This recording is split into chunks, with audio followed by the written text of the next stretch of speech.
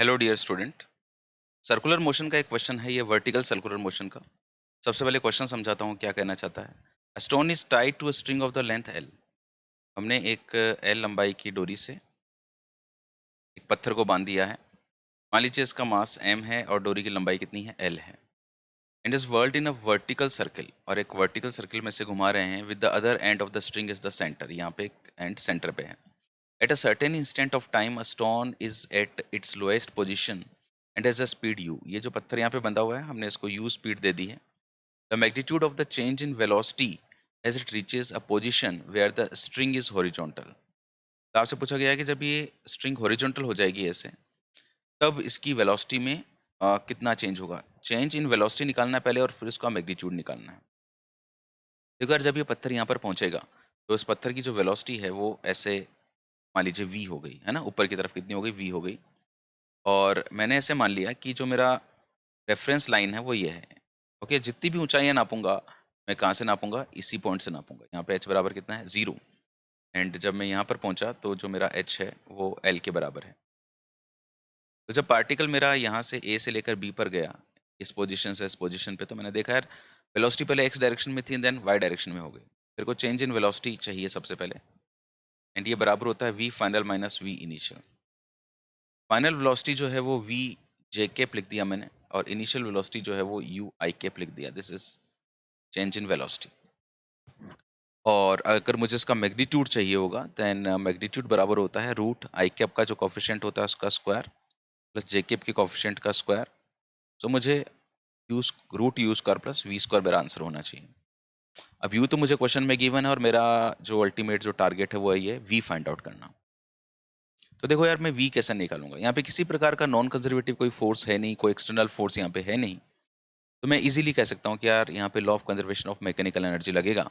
जो energy point A पर है वही एनर्जी पॉइंट बी पर होगी। तो मैं ऐसे लिख रहा हूँ कि applying law of conservation of mechanical energy. यार मैकेनिकल एनर्जी क्या होती है, it is the sum of kinetic energy and potential energy. ये सेम रहेगा, जितना पॉइंट ए पर है उतना पॉइंट बी पर होगा। काइनेटिक दोनों का जोड़ दिया, kinetic plus potential and kinetic plus potential point B पर। देखो पॉइंट ए जो बिल्कुल नीचे नीचे वाला पॉइंट था, वहां पर जो काइनेटिक एनर्जी है वो हाफ एम यू स्क्वायर बोल सकता हूँ। पोटेंशियल एनर्जी में एम जी एच, और एच की वैल्यू 0 लिख सकता हूँ। पॉइंट बी पर जब मैं पहुंचा तो यहाँ पे काइनेटिक एनर्जी हो जाएगी half m v B square, and potential energy हो जाएगी एम जी एच। जो एच है इसकी वैल्यू एल है। तो अब मैं ऐसे लिख सकता हूँ, देखो यार, इधर के मास से इधर का मास मैंने काट दिया। यू स्क्वायर अपॉन 2 बराबर 2 एलसीएम ले लिया, ये वी बी का स्क्वायर प्लस 2 GL। 2 से 2 कट गया, एंड पॉइंट बी पर जो वेलोसिटी है उसकी वैल्यू आ जाएगी u square minus 2 GL। V B square की वैल्यू आ गई है। एंड एक्चुअली मेरे को वी बी स्क्वायर ही चाहिए था। वी बी स्क्वायर मतलब वी हो गया ना, पॉइंट बी पर वेलोसिटी। तो ये मैंने वैल्यू पुट कर दी यहाँ पर। देखो क्या वैल्यू आई है मेरी वी बी स्क्वायर की, you square minus 2 GL। You square minus 2 GL, you square minus 2 GL। जब मैंने यू स्क्वायर और यू स्क्वायर को जोड़ा तो कितना आया, 2 यू स्क्वायर माइनस 2 GL।